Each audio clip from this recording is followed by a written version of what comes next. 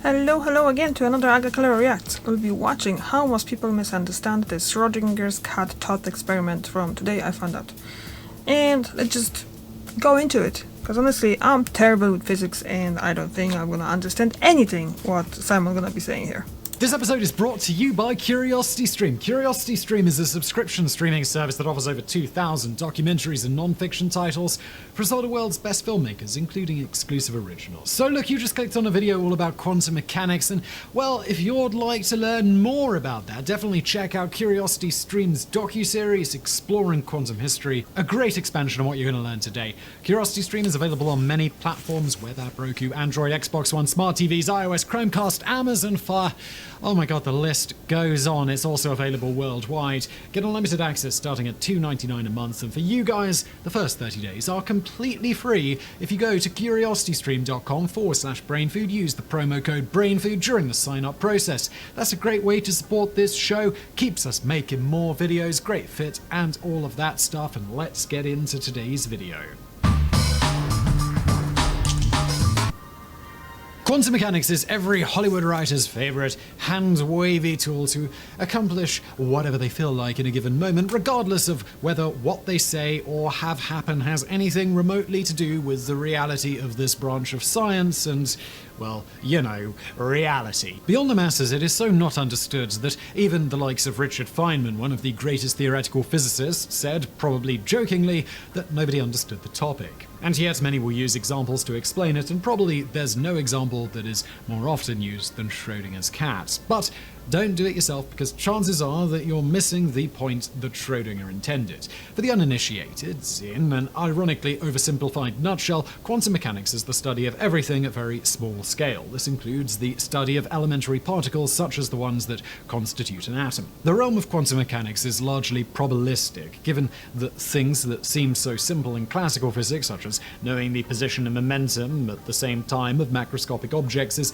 impossible at the scales of an atom or smaller. Quantum mechanics therefore deals with superposition states, where a particle could be in more than one state at a time before it is forced to collapse when observed. As you can imagine, this is not an easy pill to swallow, and at the infancy of this branch of physics, everyone was struggling to get some water fast. A lot of proposed different solutions have been published explaining the lack of deterministic nature from these very small particles, yet no one has been able to offer one that is universally accepted. Many physicists are actually content with just dealing with the probabilistic mess since it has worked so far. Albert Einstein was not among them, so he, along with Boris Podolsky and Nathan Rosen, published a paper in 1935 called Can Quantum Mechanical Description of Physical Reality Be Considered Complete?, where they claimed that quantum physics was not complete due to the paradoxes it could create without any further context. As an example, they mentioned in the paper the issue regarding quantum entanglement, the phenomenon of how a particle's state could influence another one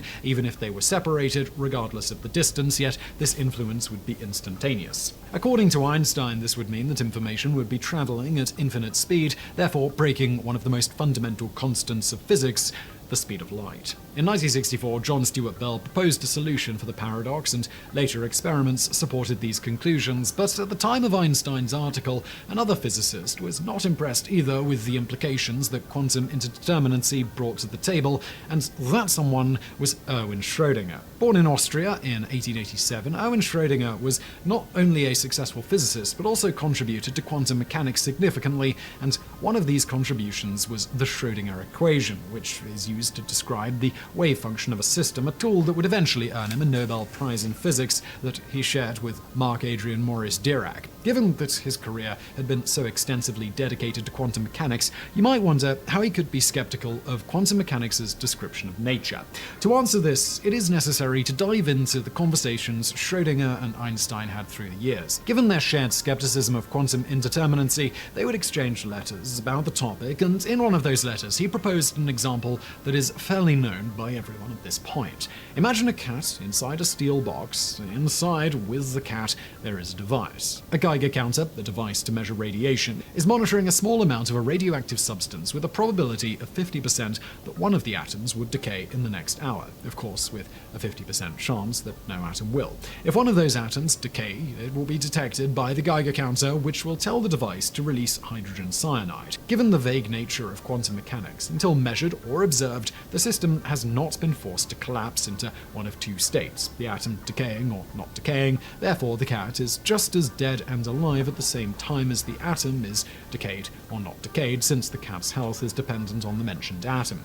The trigger that will force the atom, and subsequently the cat, into one of the two possible states is a physicist, hopefully not the owner of the cat, that will open the door of the box and look by himself after an hour the experiment has started. You see, the problem the physicist had with quantum mechanics was that no one knew where its probabilistic effects ended. Why would the life or death of the cat be dependent on our observation? Why would the system care if we observe it or not? Isn't the cat observing the poison? Who is observing the physicist observing the inside of the box? How large could these probabilistic effects be? If it has a limit in scale, how large is it? How could a system be interdependent and superpositioned before our observation, but then its state be defined only once we observe it? This is a mess to explain because, in relative macroscopic terms, everyday objects are not in multiple states until an observer interacts with them. It is therefore illogical that before opening the box, the cat is dead and alive at the same time, and only until you open the box, the cat is retroactively dead if that's the result observed. This was meant to be a direct critique of the Copenhagen interpretation. Einstein couldn't agree more with the implications this scenario created. When amplifying its effects, the situation regarding what is deterministic and